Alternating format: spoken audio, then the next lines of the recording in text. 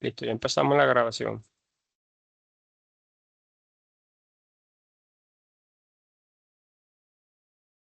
Repito,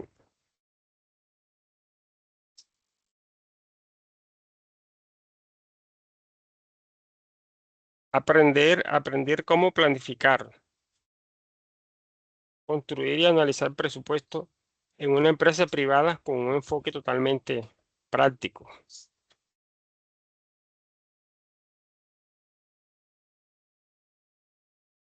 Un presupuesto es una herramienta financiera que permite proyectar los ingresos y gastos a futuro. O sea, no es un documento contable, es una guía estratégica que orienta las decisiones de la empresa. Ahí se utilizan herramientas financieras de planificación, eh, se, se estiman, porque presupuestar es eso, es estimar unos ingresos y apropiar unos gastos a futuro. O sea, lo que supuestamente me va a ingresar, eh, o sea, ¿cuánto me puedo gastar de eso? ¿Basado en qué? En objetivos estratégicos.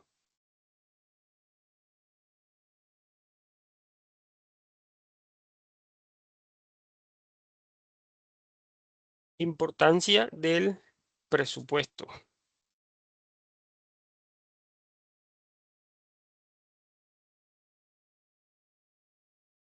El presupuesto reduce la incertidumbre. En lugar de improvisar, la empresa toma decisiones con base en proyecciones. Además, permite controlar recursos y evaluar resultados. Aquí dice, reduce incertidumbre, claro que sí. Optimiza recursos y permite control financiero. Porque el presupuesto se hace antes de arrancar el ciclo contable, se hace prácticamente el año anterior, finalizando año, se deja listo y se comienza a ejecutar a partir del año siguiente. Eso se hace con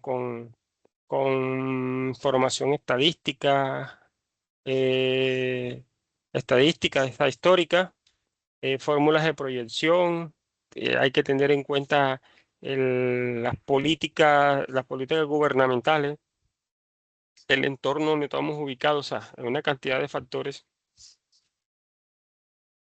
Y cuando hablo de información histórica es por decir algo que cómo está, digamos, el comportamiento de la economía en el país. Si hay una tendencia a la alta o a la baja, entonces ahí uno juega con eso.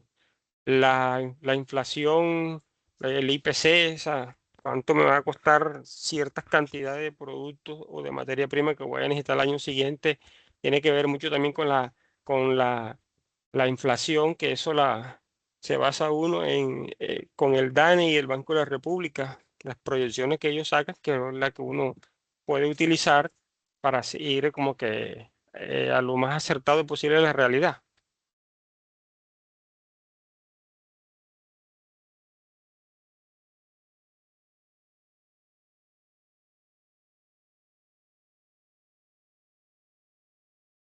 Existen.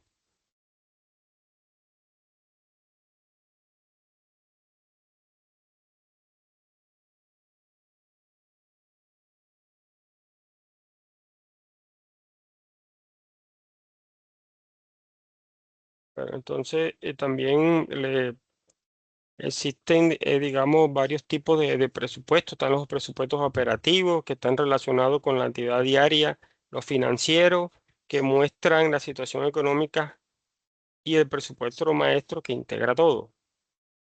En la planeación estratégica, el presupuesto o sea, nace de una estrategia.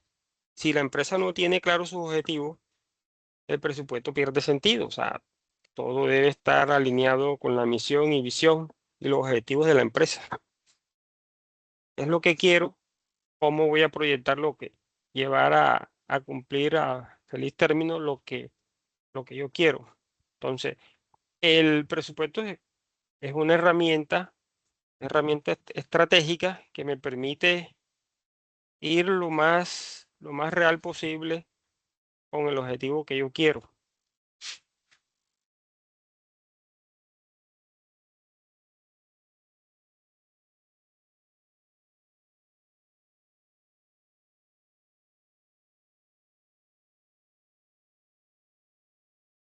Análisis del entorno. Tenemos los factores económicos, tenemos la competencia, tenemos el mercado. Antes de hacer número, debemos entender el contexto, lo que le decía, la inflación, la competencia, comportamiento del mercado, que esto afecta directamente las proyecciones. O sea, antes de hacer unas proyecciones debemos tener claro el comportamiento de estos factores hacia el futuro, porque esto determina o afecta directamente las proyecciones. Y puede aumentar o reducir la utilidad que se espera.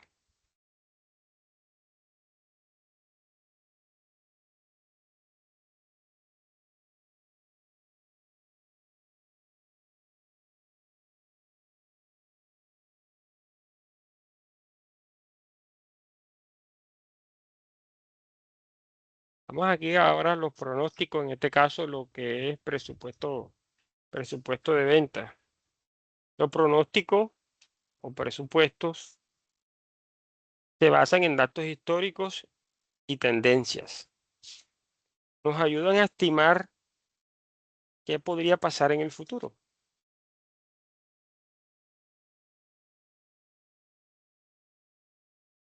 El presupuesto de venta es el punto de partida porque todo gira alrededor de cuánto esperamos vender. Y de ahí tomamos como base el presupuesto anterior, hacemos las proyecciones y eso es lo que nos indica cuánto serían las ventas estimadas del año siguiente. Recuerden que todo esto se hace, digamos, durante el último trimestre o el último semestre del año anterior y juega un papel importante la información estadística e histórica.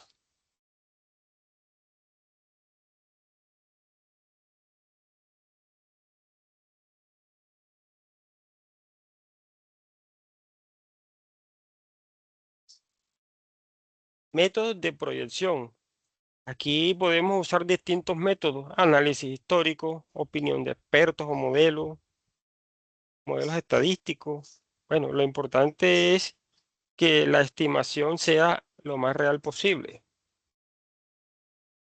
Histórico, tendencia, modelos estadísticos, pero que siempre sea lo más real posible. Eso es lo importante, lo más real posible.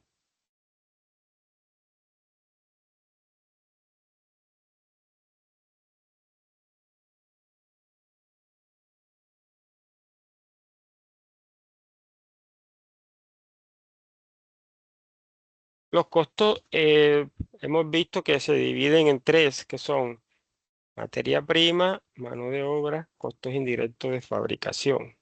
Esto determina cuánto cuesta producir una unidad o un producto terminado. Lo que habíamos visto anteriormente que se escoge, digamos, el sistema de costeo, se hace unas estructuras, se hacen unos análisis técnicos y aplican fórmulas y se hace la estructura de costo.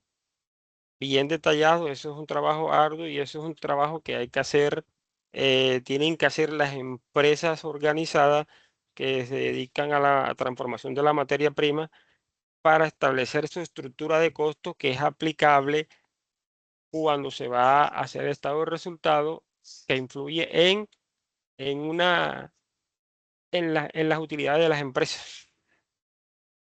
Unos costos ceñidos a la realidad le dan en el estado de resultado una utilidad, digamos, segura. Pero si comienzan a tirar cifras, ¿no? Que el costo puede ser un 30%, o sea, no, eso es digamos, una especulación. Pero cuando tú tienes una estructura ya detallada de costo, eso es más o menos ceñido a la realidad.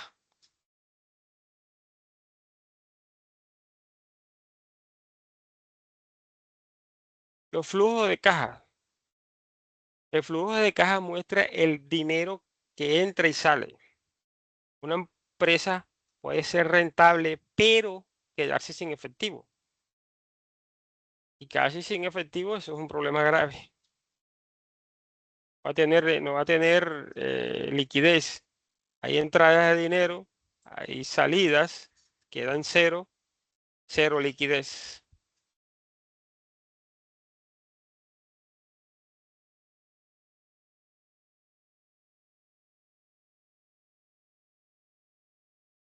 Aquí vemos, aquí vemos si la empresa gana o pierde dinero.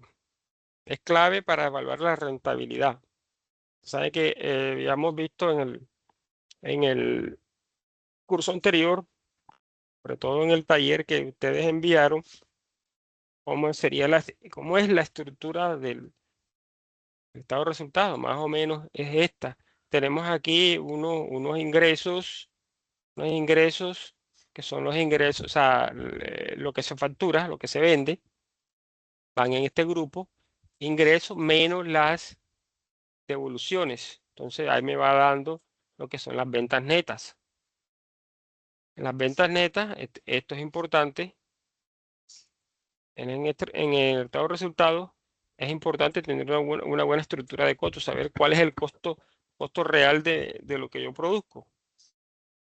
Entonces, en las estructuras de costos, cuando ya te tienen digamos, para producir un pupitre en madera con hierro, ya se sabe cuánto madera se necesita, cuántas soldaduras hace, ya se sabe eh, cuál es el costo de producir un pupitre para un colegio en madera. Ya uno, o sea, ya se tiene ya, digamos, ese proceso documentado. Ya se sabe que eso, y si vende tantas unidades, multiplica por eso y ya tenemos el costo enseguida ahí. Cuando hablamos de estado de resultado, entonces tenemos los ingresos netos menos los costos, me da la utilidad bruta. Me da la utilidad bruta o las ventas, sí, la utilidad bruta. Entonces, para llegar a la utilidad, porque hay utilidad y hay utilidad neta, utilidad antes de impuestos. Entonces, si tengo aquí ingresos por 100 millones de pesos, tengo un 30% de costo, que serían 30, entonces me va dando más o menos 70. Esos 70 tengo que restarles los gastos, porque bueno, ahí no están contemplados los gastos, pero más o menos esa es la estructura. Después de eso, eso me da la utilidad antes de impuestos, después le aplico los impuestos y me da realmente la utilidad neta. Esa es más o menos la estructura de estado de resultado. Aquí como estamos viendo el presupuesto, entonces no llegamos hasta allá porque aquí únicamente miramos es presupuesto, no, aquí no calculamos impuestos ni nada de eso. Pero les hago referencia a que se acuerden de lo que hablamos el curso anterior, hicieron el taller, cómo era la estructura del estado de resultados. Aquí lo utilizamos más sencilla a manera de información porque esto es costo. O sea, no vamos a calcular utilidad, simplemente costo.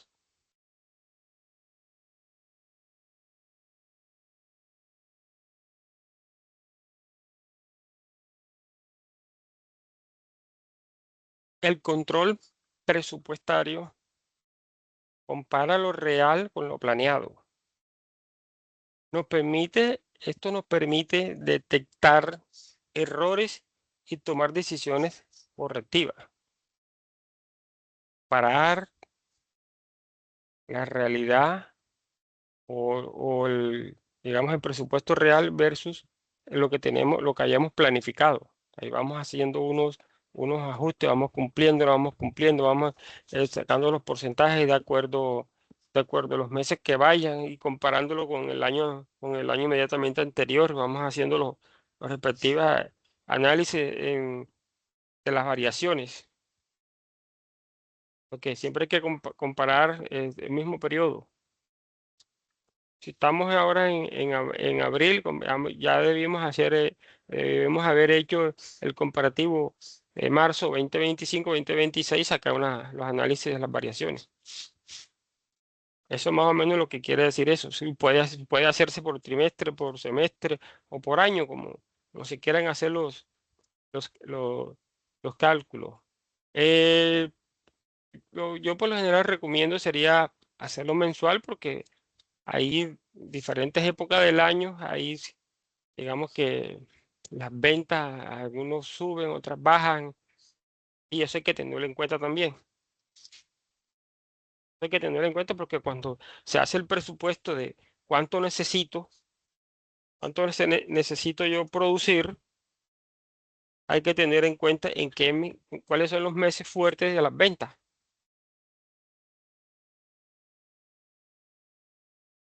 Y si somos, por ejemplo, austeros, austero quiere decir eh, minimizar gastos.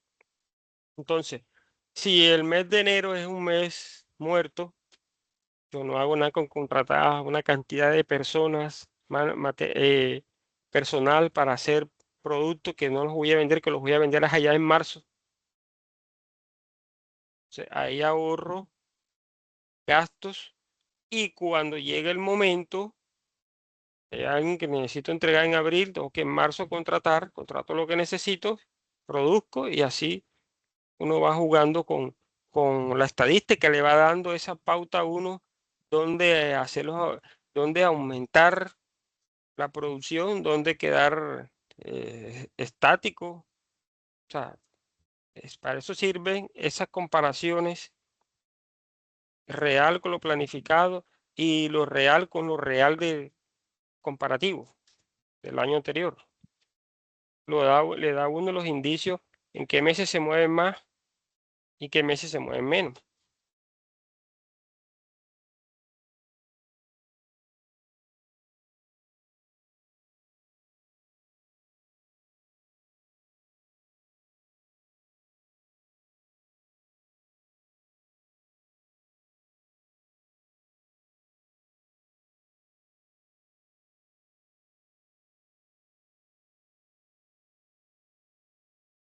Caso práctico, vamos a simular una empresa y vamos a hacer, digamos, elaboración completa del presupuesto.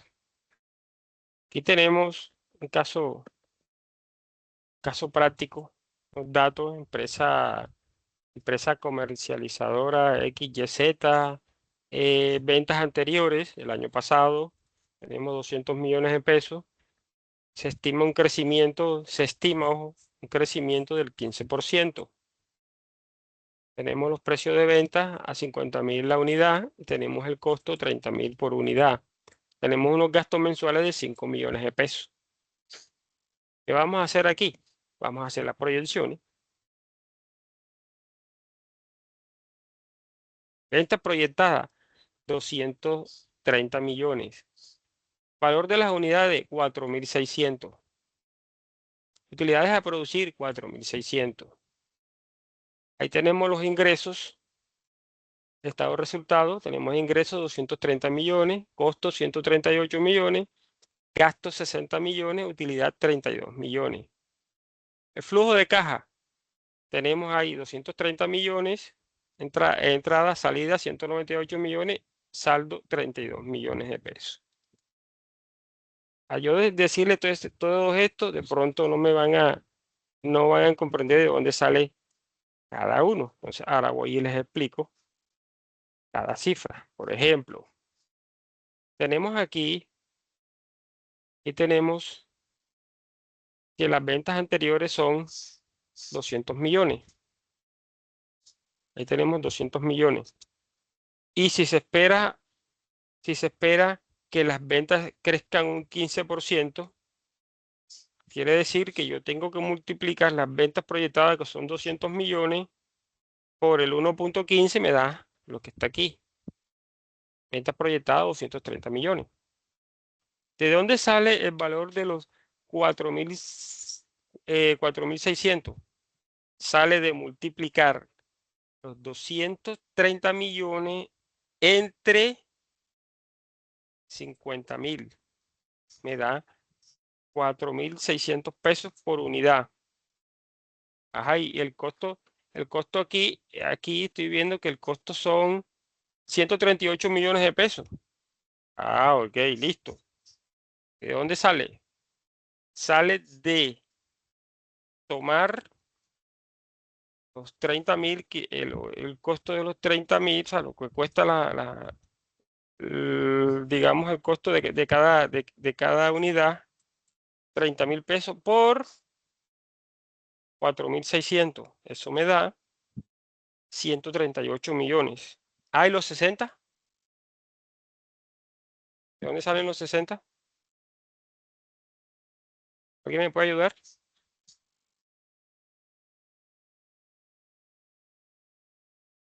Bueno, los 60 salen de dónde? Como decimos, tenemos gastos mensuales de 5 millones de pesos. 5 millones de pesos multiplicado por 12 te da 60 millones. Entonces, haciendo el estado de resultados, tenemos 230 millones que son las ventas, son los pronósticos que tenemos. Utilidad 32 millones. Ojo, estamos hablando de costo. Entonces, ese más o menos sería cómo se hace un presupuesto. Eso sería más o menos lo que es el presupuesto y cómo se hace un presupuesto. Son proyecciones. Entonces, por ejemplo, en una empresa se hace algo como más a fondo porque hay que hacer, hay que calcular la materia prima, cuánto va a costar la materia prima. Y para las unidades que pronostico vender, entonces ya yo sé cuántas unidades tengo que producir para vender esas unidades o para obtener, digamos, utilidades. Entonces, si cada costo por unidad y tengo que poner tantas unidades, ya sé cuánto sería el costo. Los gastos.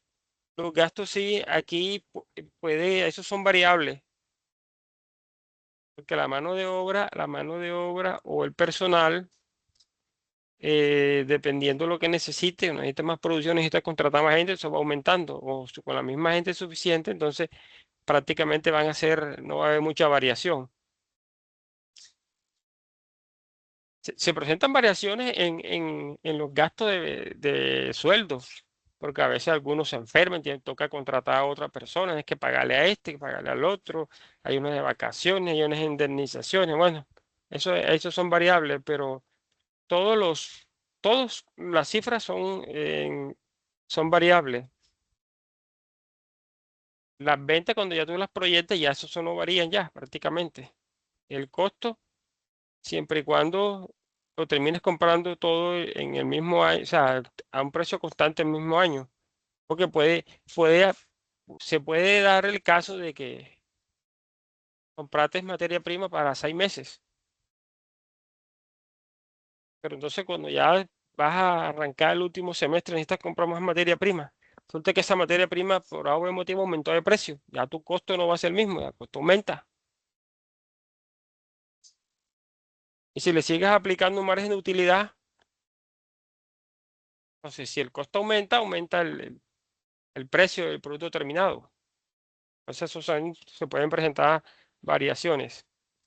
Eso es más o menos lo que le tenía para el tema de costos. Mirarlo ahí y aterrizarlo más o menos con un caso sencillo. Esto no está dentro del taller que estaba estructurando, por eso toca ahorita que ya termine, comenzar a estructurarlo y enviárselo. Entonces ahora vamos a hacer más o menos como especie de unos casitos de un recorder y todo lo que hemos visto. Y así de esa forma más o menos va a ser, más o menos va a ser el taller. Entonces, empecemos con lo que tengo ahí de recorder o casos, digamos, casos prácticos. Permíteme un momento.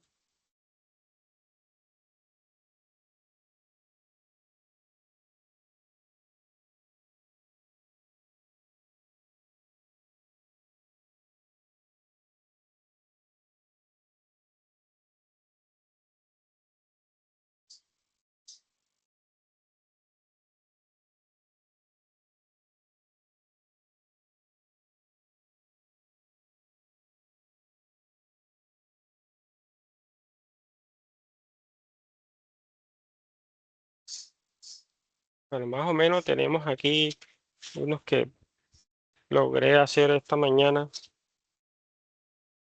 Tenemos aquí, ¿se acuerdan de lo que hemos visto de las primeras clases de este segundo curso? Lo que era la epistemología de la contabilidad general. Entonces, más o menos un casito, una empresa, o sea, un ejercicio que demuestra la evolución de la contabilidad. No basta con registrar datos, el contador debe analizarlos y aquí la empresa identifica productos rentables y toma decisiones estratégicas. El contador moderno, acuérdense que siempre les he dicho que debe tender a ser analista de negocios, no registrador.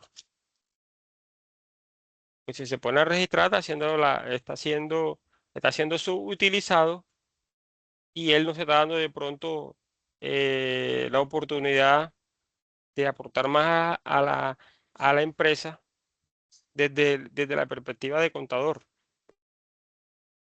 Si tiene auxiliares, pues los auxiliares tocaría hacer la labor de teneduría, él sería de pronto más acompañamiento, más revisión, más analítico.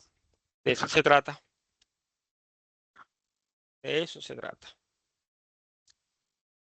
Una empresa comercial llamada Distribuciones Caribe SAS antes solo registraba ventas y gastos. Es la situación. Ventas mensuales, 100 millones, no analiza rentabilidad por producto, no toma decisiones estratégicas. Ahora implementa contabilidad gerencial, entonces, donde identifica producto A, margen de utilidad de 40%, producto B, margen de utilidad 10%, y así va sacando todos los productos, cuál es el margen de utilidad.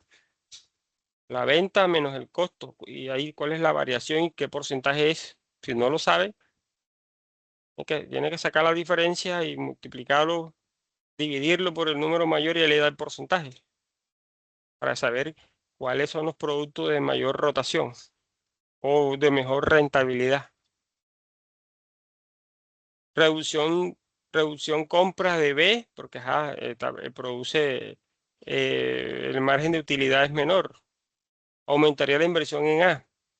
O sea, haciendo todo eso, haciendo lo que venimos explicando, unos buenos análisis se da cuenta de todo esto. La contabilidad se convierte en herramienta estratégica de decisión.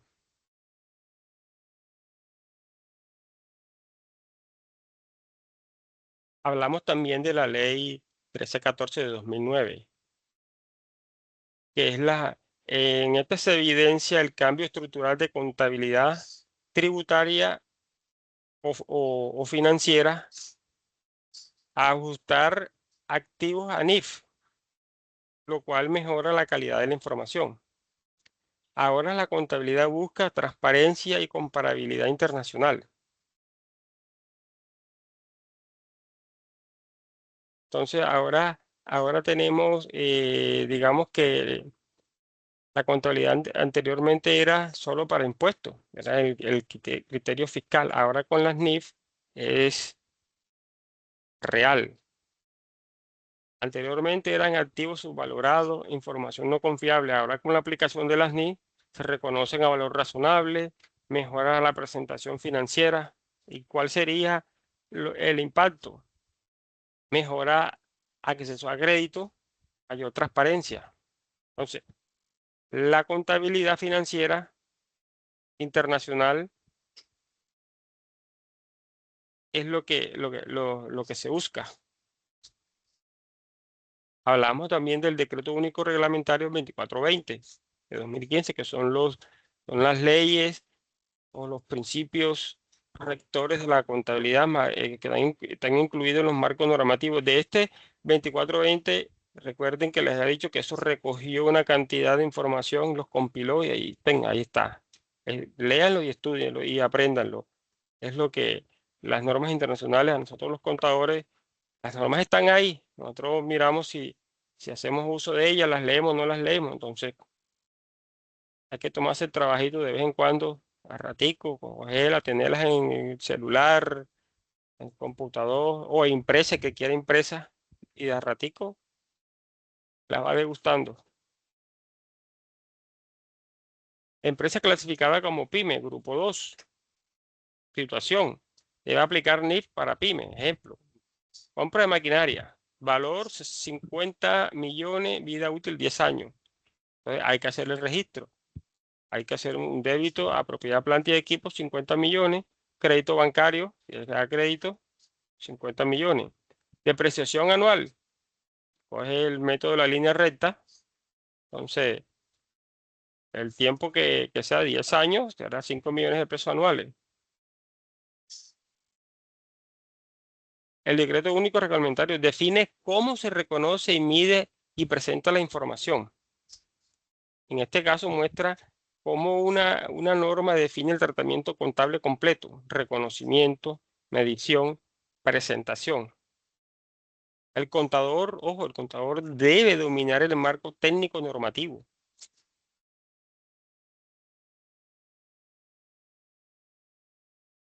El marco técnico normativo. Eso lo consigue uno en internet.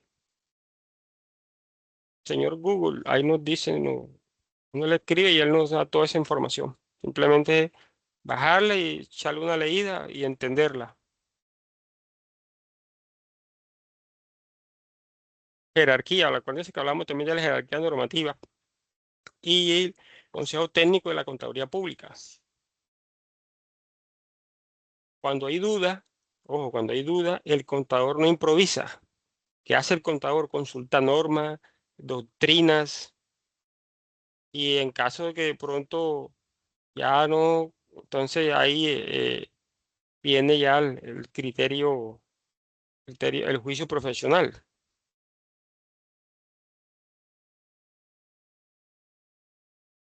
En la labor profesional del contador hay que exigir soporte técnico para poder hacer validaciones. Por ejemplo, lo que les decía, el contador tiene dudas, tratamiento de un contrato. ¿Qué hace? Revisa las NIF, revisa consulta concepto del Consejo Técnico de la Contaduría Pública, si los hay. Y algunos a veces que no se dan la tarea de buscar, entonces aplican criterios personal sin ninguna razón de ser. Y eso acarrea de pronto, puede acarrear sanciones. Cuando la DIAN vayan a hacer una cuestión que esté mal hecha, o sea, porque el contador creía que era así, es un trabajo de investigar o de preguntar, lo hizo como él creía y puede inclusive meter de pronto en digamos, unas disyuntivas ante la DIAN.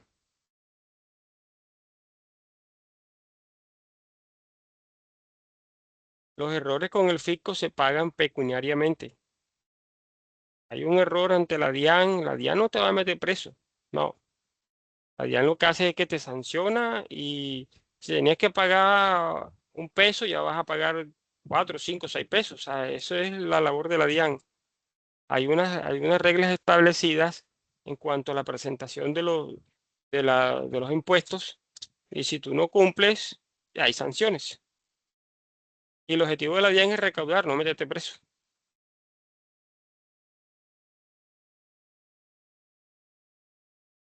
Hablamos también de los organismos de vigilancia, que el error de omitir ingresos genera sanciones graves.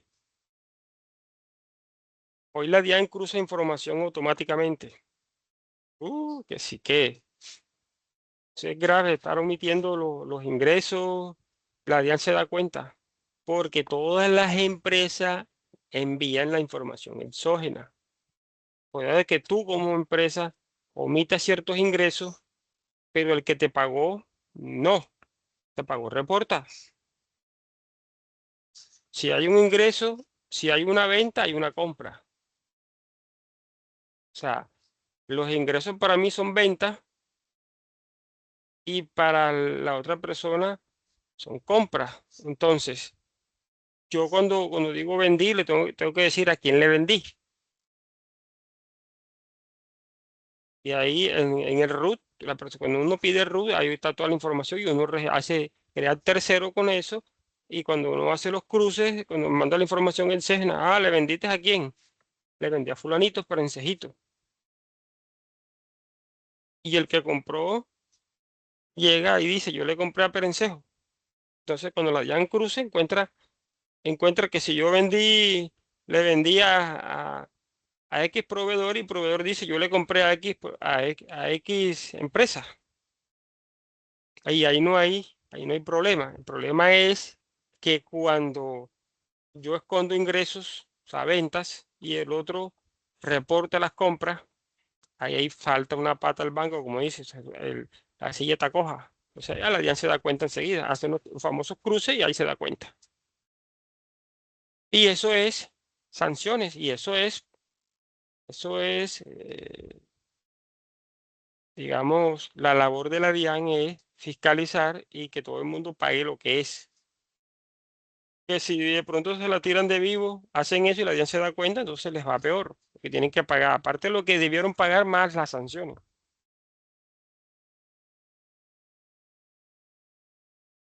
Hablamos también del decreto 957 de 2019, que empresa con ingresos de 30.000 VT, una pequeña empresa, debe obligaciones de NIF Grupo 2, revisoría fiscal según los topes, que revisar los topes.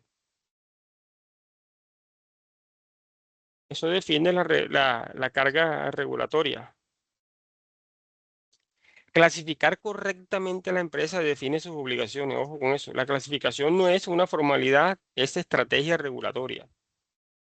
Porque yo no puedo, una SAS que está empezando con capital 30.000, 40, 50 millones de pesos, decir que la voy a meter en el grupo 1 y que la voy a poner, le voy a aplicar las ni plenas.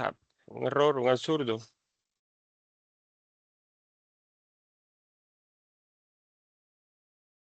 Hablamos también, ¿se acuerda de la VT? Que para este año está en 52.374 y aquí con la unidad de valor tributario es que se hacen muchos cálculos. El estatuto tributario está ahora con VT. Todas las sanciones las expresan en VT para no estar actualizando todos los años. Sí, la escucho. Alguien tiene la mano levantada. Lo voy grabando. Sí, profe, buenas tardes. Buenas tardes. Profe, por hacerle una pregunta. En las partes rurales hay una junta administradora de agua. ¿Estas Ajá. administradoras pagan impuesto a la DIAN? Pero cuando usted me da la administradora de agua, si es una persona jurídica, sí. En ese caso vendría a ser que como una microempresa, una empresa pequeña, porque como es rural, No, eso no tiene que ver si es rural o no. O sea, puede estar en rural, pero tiene que irse a la ciudad si necesita, por ejemplo, si está obligada, o sea, está conformado ¿qué? Como una asociación. está conformada como empresa pequeña, porque el agua no es de una empresa, sino es de la misma comunidad que la cogen de la parte de la montaña. Bueno, entonces eso está más, bueno, si es una microempresa, todas las empresas en Colombia, todas. Y si es una empresa pequeña, tiene que tener su Cámara de Comercio y su RUT.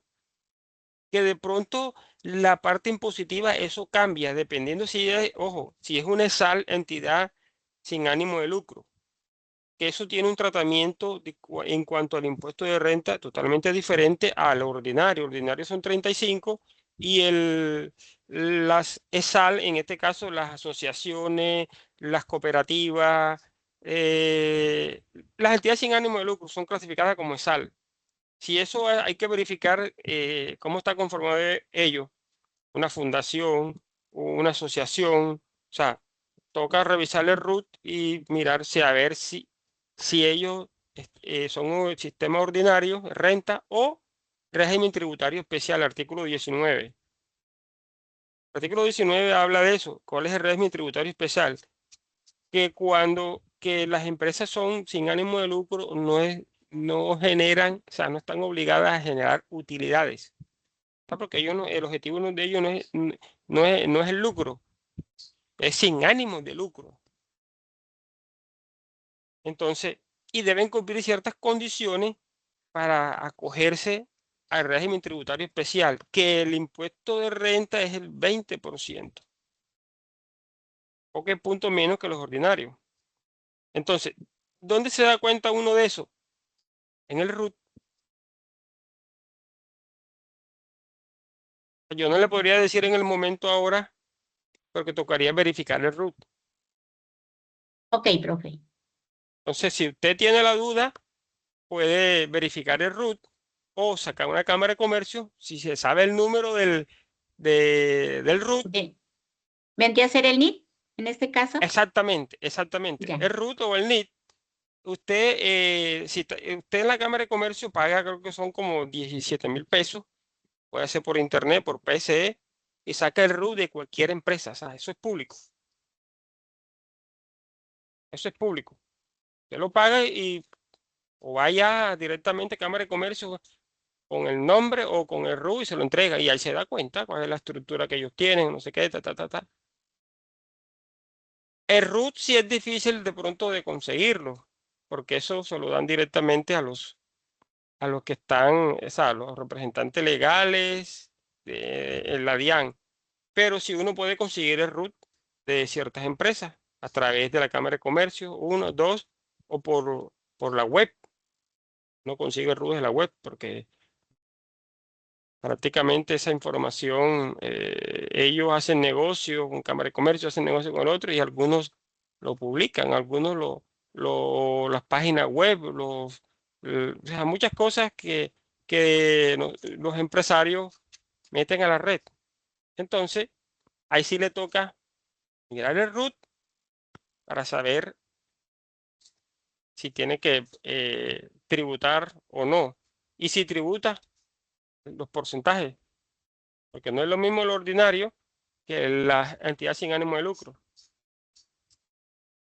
Mm, gracias, profe, por la Ok. explicación.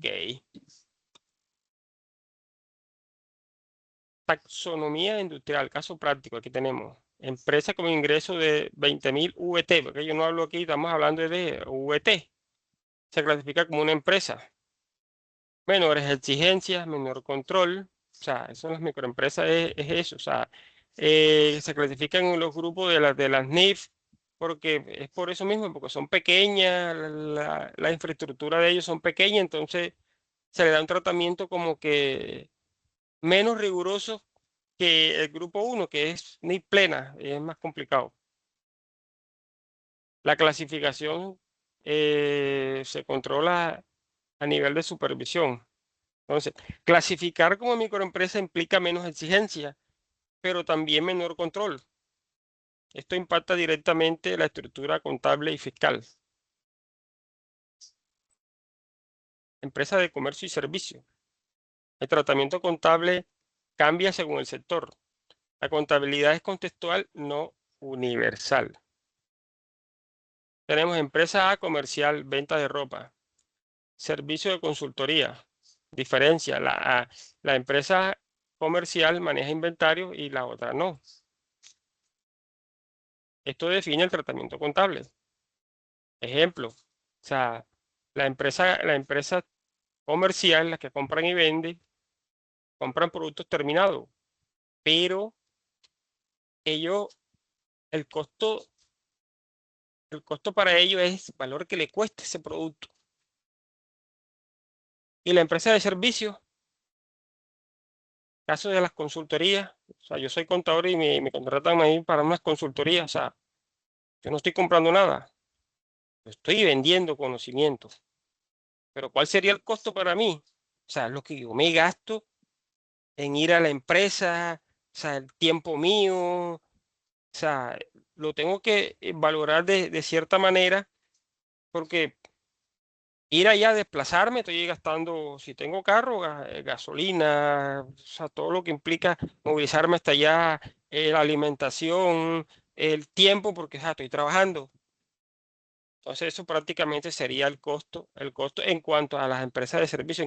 En caso de, por ejemplo, de nosotros, los contadores, que nosotros vamos a una empresa a prestar servicio, conocimiento, pero eso tiene un costo. Movilizarse, el almuerzo, el tiempo que te duras tú leyendo, comprando libros, o sea, actualizándote. Eso es costo para poder prestar un buen servicio. Entonces, eso es lo que catalogamos nosotros como costo. En cuanto a la empresa de servicio, no manejamos inventario, o sea, porque no tenemos las inventarios.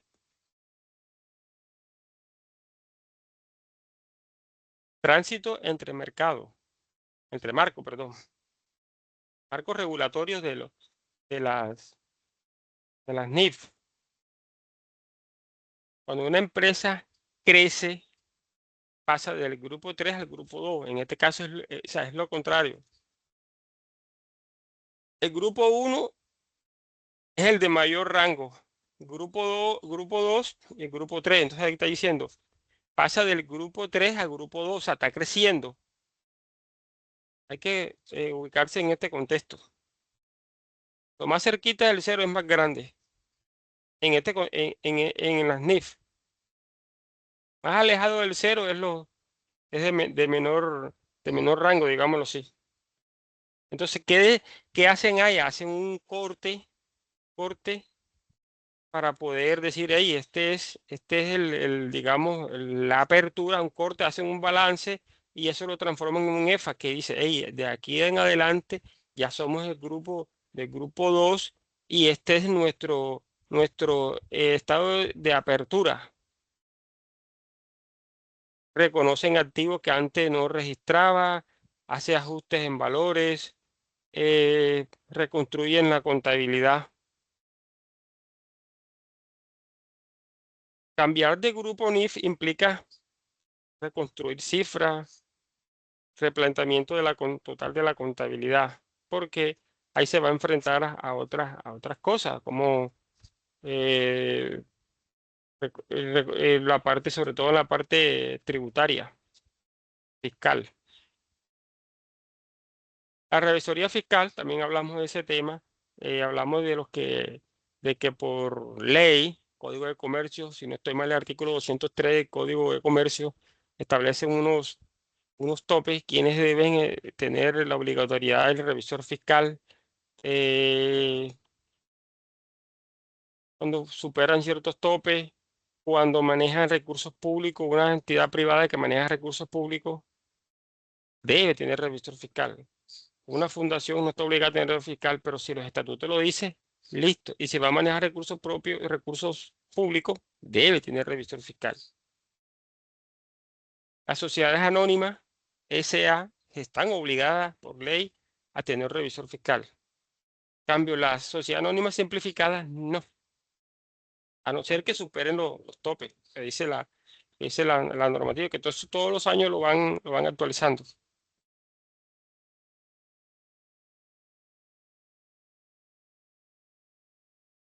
El revisor fiscal garantiza control y confianza.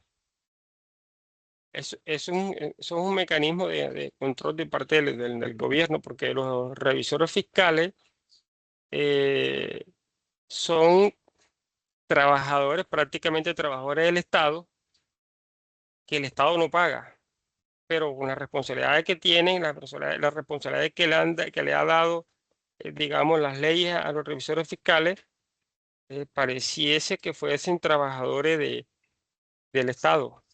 Cualquier cosa tienen que denunciar y si no se convierten en cómplices.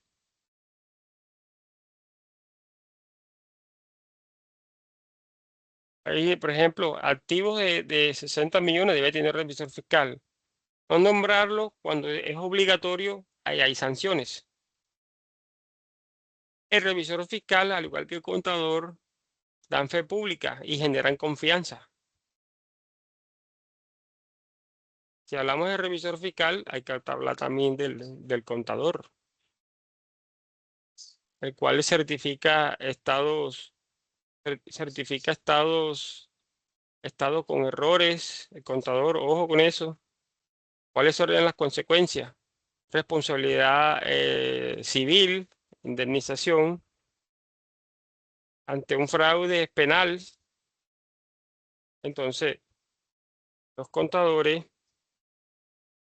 tenemos esa particularidad o esa responsabilidad de ir como haciendo lo mejor posible en las empresas, lo que vaya viendo. Uno debería pasarlo por escrito, en este caso a los dueños de la empresa o en su cabeza el jefe inmediato, que sería la gerencia. Pasa esto por escrito, ojo, por escrito. Como se trata de que los contadores, según las NIC, sean más analíticos, y al ser más analíticos hay más posibilidades de que detecten fraudes. Están haciendo cálculos, están haciendo cruces, están haciendo esto, investigando, metiéndose por aquí, metiéndose por acá, y se van a dar cuenta de muchas cosas. Al darse cuenta de eso, o denuncia, que es el deber ser, o informa por escrito y sugiere que tomen medidas la gerencia. En caso, o sea, ya lo cogió, lo hizo, lo notificó al gerente, presentó su recomendación, su carta, fue informe, se lo recibieron, listo, ahí está, ya me lo recibieron, ya le toca al gerente o al dueño tomar medidas. En caso de que no lo hagan y continúan, a final de año el contador le toca firmar esos estados financieros sabiendo que tienen irregularidades. Entonces, ya depende del criterio del contador, si la deja pasar por alto o firma esos estados financieros con salvedades, que para las empresas no, o sea, no es conveniente que uno le firme con salvedades, pero en determinado momento, si a uno le toca, le toca. Ay, ¿por qué me lo vas a firmar con salvedades? Ah, pero si yo te pasé esto y nunca hiciste nada, entonces al yo firmar los estados financieros estoy avalando la fechoría, digámoslo así, la fechoría que tú hiciste. No, señor, hago con salvedades y en mi nota expongo lo que está pasando.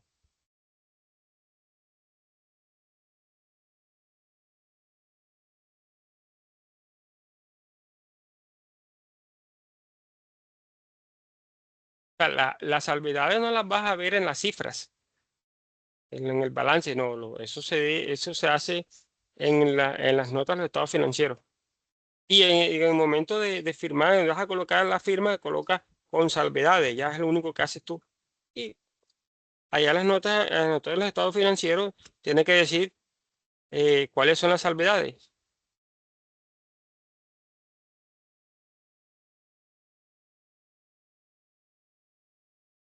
Eso es en teoría. En la práctica yo todavía no me he enfrentado a un caso de eso y nunca he visto un balance firmado con salvedades. Pero la norma ampara a los contadores que lo pueden hacer.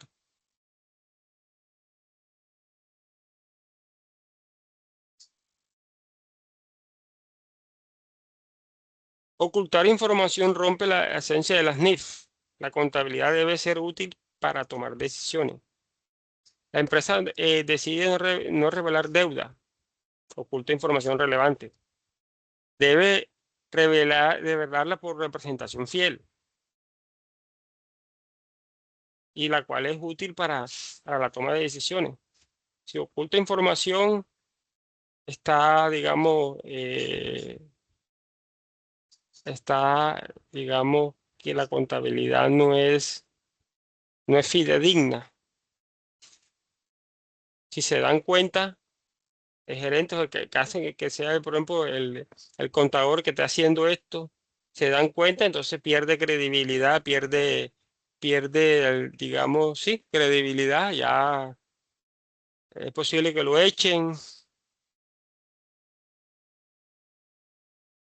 Y o sea, es difícil de pronto como entre gerentes ellos se habla, y no, pasó esto, entonces riegan la bola que el contador, eso es peligroso. Hablamos también de los activos, que se reconoce cuando hay control y beneficio futuro. Evita inflar o subestimar estados financieros. Por ejemplo, aquí tenemos el caso de compra de software por 20 millones. Es controlado, sí.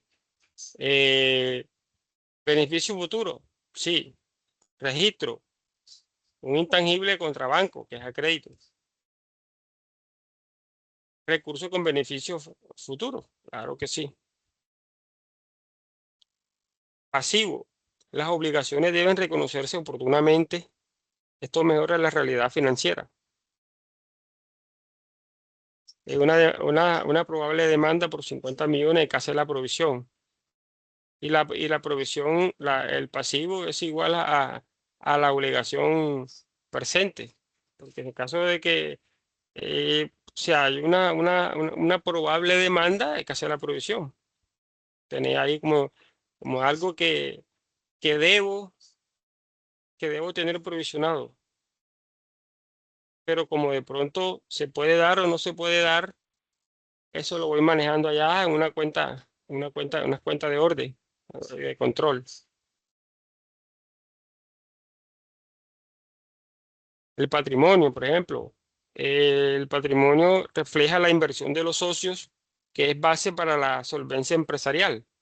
Entonces, digamos que aportan 100 millones, capital, representa inversión y respaldo financiero para la empresa cuando se está arrancando. La NIF 15, que habla de los reconocimientos de los ingresos. Contrato de servicio anual por 12 millones. El reconocimiento mensual, 1 millón. Ingresos se reconoce cuando se cumple la obligación. Tengo el contrato firmado por todo el año, pero ¿cuándo tengo que hacer reconocimiento? Cuando se cumple el mes.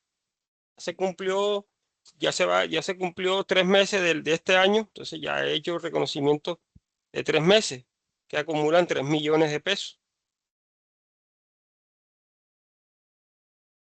Entonces, si la empresa me lo paga por anticipado, entonces son ingresos recibidos por anticipado y toca amortizarlo cada vez que se cumple un mes, llevándolo al ingreso real.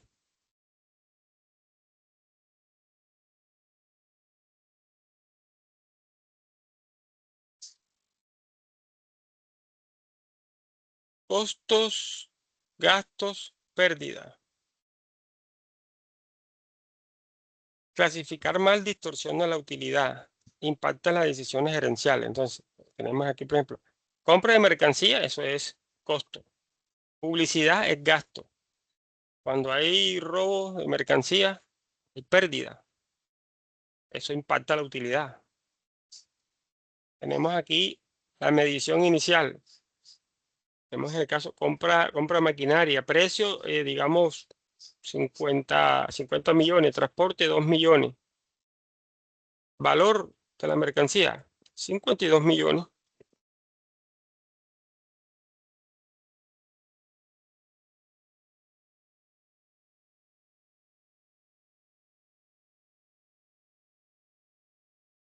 Hablamos también de nosotros, estamos hablando de lo que era valor razonable. Propiedad aumenta el valor. Se reconoce revaluación. Refleja el valor real del mercado. Permite mostrar valores actualizados. Y eso conecta la contabilidad con el mercado. O sea, el valor razonable es tener los valores actualizados. Esencia sobre forma. Ya habíamos hablado sobre esencia de forma. Caso leasing financiero, se reconoce como un activo. Prima la realidad económica. Lo económico prevalece sobre lo legal y esto evita distorsiones contables. De reconocimiento. Un activo se elimina cuando ya no genera beneficio. Evita sobrevaloración.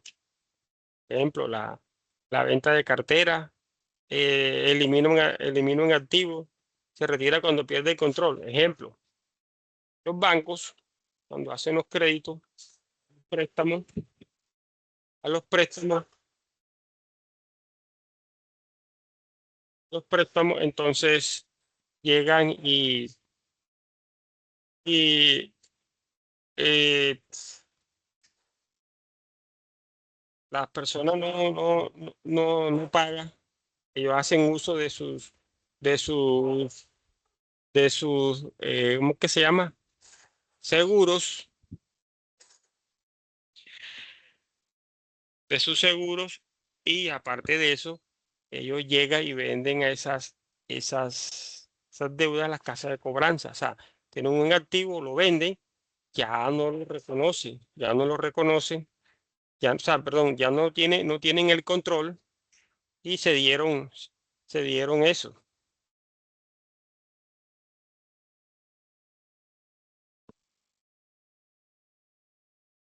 Un momento, por favor.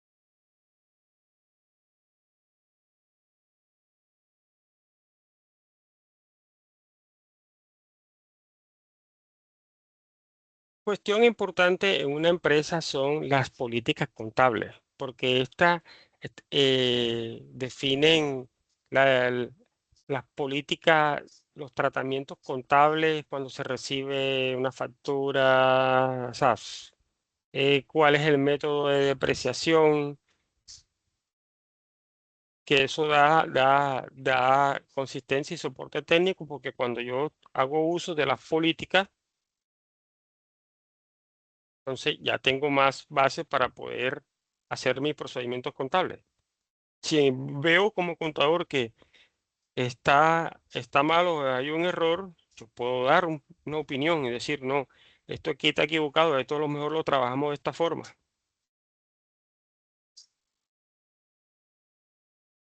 Ahí la política se define cómo se aplica la contabilidad, la cual garantiza consistencia.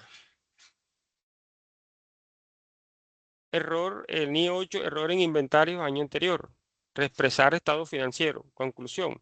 Errores deben corregirse retroactivamente. Deben corregirse correctamente. ¿Para qué? Porque eso protege la confiabilidad. Revelaciones. Ahora tiene que ver con los estados financieros. Las notas complementan los estados financieros. Es que hay una transparencia total. Entonces, habíamos hablado ahorita de las revelaciones que la cifra como tal, así por sí sola, ellas no me están diciendo nada. Porque se puede presentar el caso de que yo tenga en disponible en bancos 1.000 millones de pesos. Pero resulta de que 200 millones de pesos no los puedo mover porque tienen una medida cautelar o una restricción, o sea, son activos restringidos. Restringido quiere decir, ay, están embargados, las cuentas están embargadas, están congelados. Son míos, pero están congelados, no los puedo mover. Entonces, yo veo en el estado financiero 1.000 millones de pesos, uy, eso es disponible. Pero si me voy a las notas, nada más hay 800 porque los 200 están restringidos, de uso restringido. Entonces, las revelaciones en las notas hay que revisarlas también. O sea, cuando uno va a hacer análisis como auditor, va a hacer análisis financiero, revisar o dictaminar estado financiero, hay que revisar las notas de los estados financieros.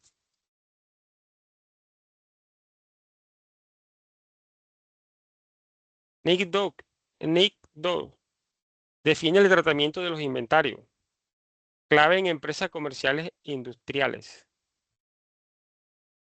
Activo financiero, clasificación, esto evita errores. Hablamos también del costeo, que fue prácticamente el tema de ayer. Tenemos el costo de adquisición que incluye todos los costos necesarios, evita su valoración.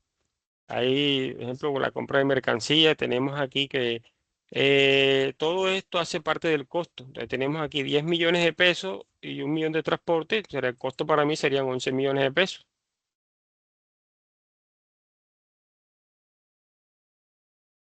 Costo de transformación.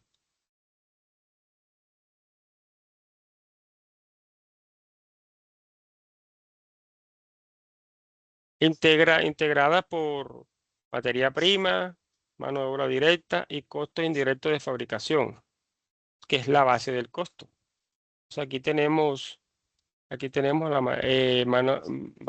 materia prima, mano de obra directa, SIF, total 10 millones, 5, 3 y 2 dan 10. Entonces, ese sería el costo de producir ese producto. Acuérdense que los SIF, esos son bastante complejos de determinar porque es el caso de la energía eléctrica, porque la energía eléctrica la consume toda la empresa. Aquí está la parte administrativa y la parte productiva. Entonces, ¿cuánto de esos kilowatts que consumió el mes la empresa son de producción? Entonces, hay que hacer unos cálculos, unos estudios técnicos para entrar a determinar eso. Por eso le digo que es un poquito complejo. Mano de obra directa. Ahí tenemos el caso de los salarios, las prestaciones sociales. En este caso tenemos 2 millones de salarios, 1 millón de mano de obra, costo real de la mano de obra, 3 millones.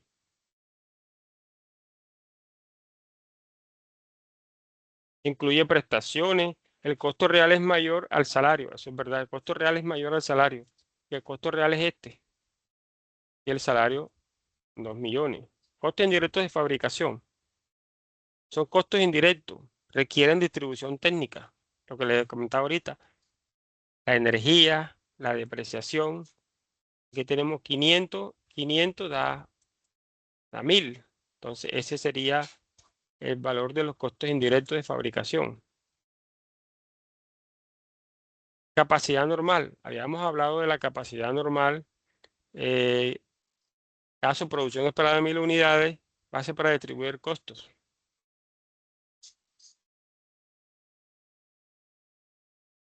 Capacidad ociosa. Acuérdense que habíamos hablado de la capacidad ociosa, por ejemplo, producción real 600 unidades. Y si nada más produjeron 200, quiere decir que 400 unidades son gastos, son pérdidas. Entonces, esa es la capacidad ociosa. Entonces, hay que revisar qué pasa. ¿Por qué? ¿Por qué si estamos en capacidad de producir 600 unidades, estamos produciendo 200? Hay 400 que hay que llevarlas como pérdida, como un gasto. Sistemas de costeo dependen del negocio.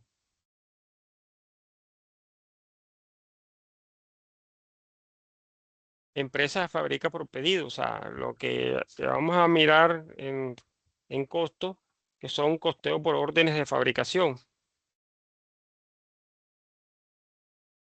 Los desperdicios.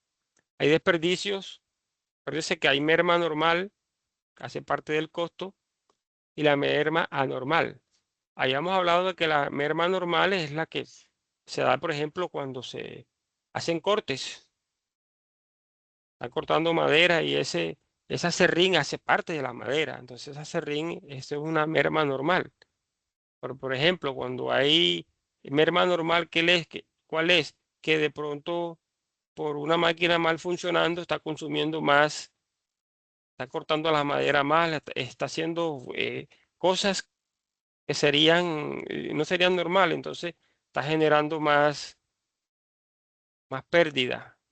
Entonces, esa diferencia se lleva como una merma anormal, que la cual es un gasto, por falta de mantenimiento, por de pronto los operarios no estar capacitados, bueno, hay muchos factores.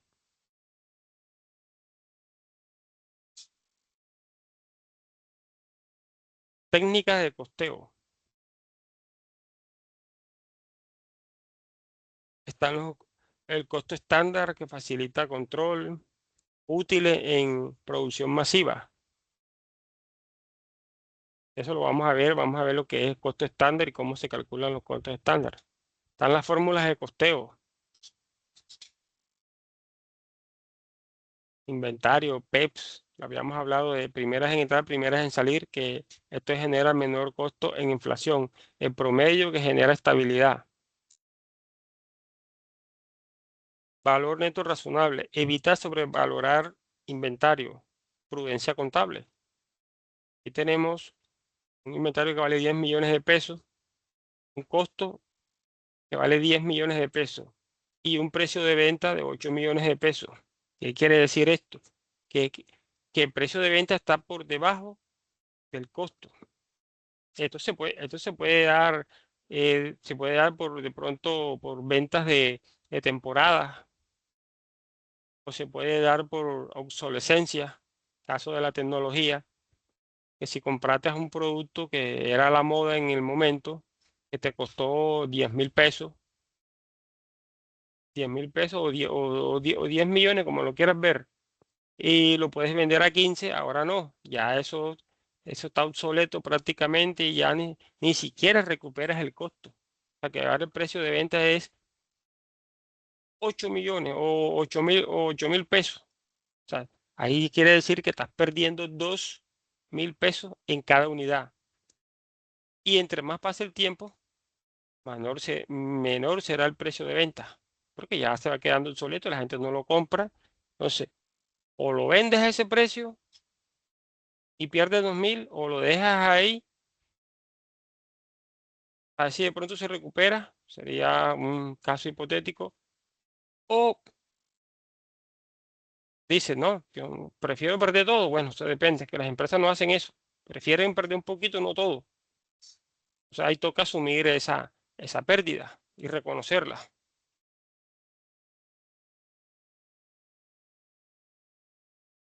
Estado de costo. Producción total, tengo aquí 20 millones, base, calcular utilidad. Ese permite calcular rentabilidad, herramienta gerencial, que es clave. Conciliación fiscal. NIF, utilidad, por ejemplo, 50 millones, fiscal 60 millones, la diferencia 10, esta es lo que hay que justificar. Eso es lo que toca hacer ahora que se presente la declaración de renta de las personas jurídicas. Una cosa es lo tributario, otra cosa es lo fiscal y se van a presentar diferencias. Entonces hay que hacer la conciliación en un formato especial 2517 y 2516. Uno de los dos aplica para los grandes contribuyentes y otro para las empresas normales. O sea, las empresas que no son grandes contribuyentes. Aquí tenemos, ya por último, sería el impuesto diferido. Diferencia temporal, 100 millones. Impuesto futuro. O sea, refleja efectos futuros. Visión financiera a largo plazo. Entonces, señores, ya con esto damos ahora sí por terminado el capítulo ese de reconocimiento para empezar mañana con lo que es costos. Bueno, ahora sí, para que quede grabado cómo sería la cuestión del taller. Aquí más o menos yo les voy a presentar cómo más o menos sería el taller. Yo estaba estructurando, pero no tuve en cuenta lo que es el último capítulo que di fue de presupuestos. Entonces, miren, no va a ser nada del otro mundo. Por ejemplo, la contabilidad gerencial se caracteriza por, ya ahí toca mirar las diapositivas, mirar, investigar si es el caso. O sea, no es nada del otro mundo. La ley 1314 de que establece, según las NIF, un activo se reconoce cuando. O sea, simplemente es escoger la respuesta. Un leasing financiero debe reconocerse como. Ahorita lo expliqué por ahí. La capacidad ociosa se reconoce como. La VT sirve para qué. El valor razonable evita. El costo de adquisición incluye. O sea, costos indirectos de fabricación son. Y aquí hay una que es falso o verdadero. Por ejemplo, el ingreso se reconoce cuando se recibe el dinero. ¿Falso o verdadero? La mano de obra incluye. Y aquí, por ejemplo, por ejemplo, una empresa compra mercancías por 10 millones y paga 1 millón de transporte. ¿Cuál es el costo total del inventario? Lo vimos ahorita. Aquí, ¿cuál es el costo total de producción? Donde tengo materia prima, mano de obra directa, costos indirectos de fabricación. Aquí suma los tres, te da el valor. Aquí suma los dos y te da el valor. Y eso es más o menos, entonces le voy a incluir ahora presupuesto. ¿Y qué es lo que se requiere? Se quiere responder con análisis técnico, justifique cuando sea necesario. Entonces, este taller lo voy a estructurar en el tiempo que falta, y si lo logro terminar, se los envío. Y si no, o sea, mañana por la mañana se los hago llegar. Son como, digamos, 20, 25 preguntas, dependiendo. No son difíciles. Para entregar el día 20, el día 22. O sea, más o menos así, o sea, más o menos. Aquí de pronto le agrego más o le quito algunas para dejarlo un 20, 25. Por lo que están viendo, o sea, ya comencé a, a realizarlo. Simplemente de pronto sería agregarle 5 más que tenga que ver con presupuesto y listo. Quedaría listo, o sea, eso les enviaría para que ustedes lo resuelvan y me lo devuelven el día 20, a más tardar el día 22. Para los que no estaban en la clase, cuando escuchen la clase ya saben qué día tienen que devolver el taller. Recomendaciones o seguir las instrucciones. El nombre del taller, el número de la ficha. En este caso, esta ficha de esta hora es la 3480-993. Entonces, y su nombre. Mañana empezamos lo que es costo y nos queda hasta allá, hasta final de mes, más o menos como 15 días dándole a costos. Es larguito. Voy a tratar de hacerlo bien explicado con todos los sistemas de costos y ejemplos. Empezamos mañana de pronto con uno por orden de producción o costos estimados. Entonces explicamos toda la parte teórica y hacemos ejemplos y así vamos avanzando. ¿Quedó claro las reglas de juego? Para que no tener inconvenientes que no me dijeron, que no Sí, sé, señor. está grabado en esta clase, cualquier día, hasta qué día me tienen que devolver el taller, ojo, hasta, no es ese día que me lo van a enviar, hasta, puede ser mañana pasado, me lo van enviando, yo los voy recibiendo y los voy calificando.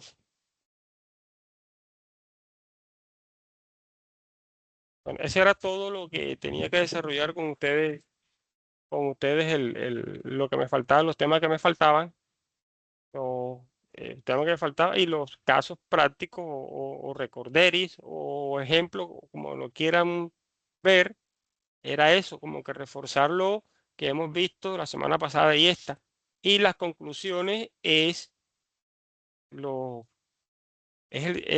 digamos, el tallercito este, que es la evidencia que me toca recoger, me toca hacerle para poder emitir un aprobado o un no aprobado. O sea, aquí yo no creo que aquí todos van a aprobar. Esto no está difícil. Está sencillo. Acuérdense que son dos. Son dos resultados de aprendizaje y tienen que aprobar los dos para aprobar el curso. Este y el otro, que sería lo de costos. ¿Preguntas? ¿Dudas? Profe, el taller del costo también no lo envía, ¿cierto? Sí, pero lo envío más adelante. Cuando ya avancemos con todos los temas, entonces yo se los envío y ustedes lo van desarrollando. Sí, porque yo no les he explicado nada de costos. O sea, no le puedo poner un taller de costos estimados porque no saben qué es costo estimado. O costos por órdenes de producción. O costos ABC. O sea, tengo que más o menos llevarlos y darles algunas explicaciones de teoría y hacerles algunos ejercicios de eso para poder trabajar después, sí, en un taller. Que si, por ejemplo, si logramos desarrollar lo que es costos por órdenes de producción, costos estimados, costos ABC, de esos tres, podemos escoger un método, decir, bueno, vamos a hacer el taller, digamos, por órdenes de producción. Ya saben que por orden de producción tienen que coger esto, y así más o menos. O costos estimados, ya saben cuál es la estructura de los costos estimados, de la hoja de costos, y tienen que hacer esto. Igual yo les voy a dar todas las herramientas. Mano de obra, costos indirectos de fabricación, la nómina, esto, lo uno, lo otro. O sea, y ustedes desarrollarán, o sea, es como un ejercicio a poner en práctica lo que aprendan de lo que es costos y reconocer cuándo es costo indirecto, o sea, cuándo es un costo fijo, cuándo es un costo variable, cuándo es mano de obra, cuándo es costo indirecto de fabricación, cuándo es materia prima, o sea, tienen que tener claro todo eso. Eso va a ser ya lo último que demos allá al final de mes. ¿Quedó claro? No hay Sí, ningún señor. inconveniente. Listo, pues entonces ahí aprovechen el tiempo haciendo otra cosita productiva. Yo voy a aprovechar para ver si termino el tallercito con las preguntitas que me faltan. Y si logro terminar, se los envío. Si no, mañana por la mañana.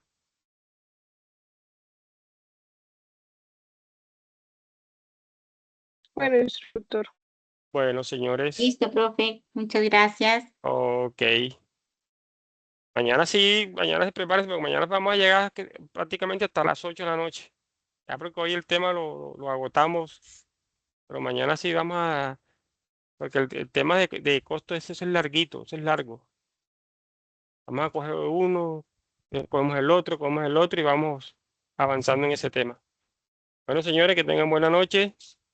Muchas gracias, profe. Que esté muy bien. Bueno, Hasta pues, luego. permiso. Muchas gracias, profe.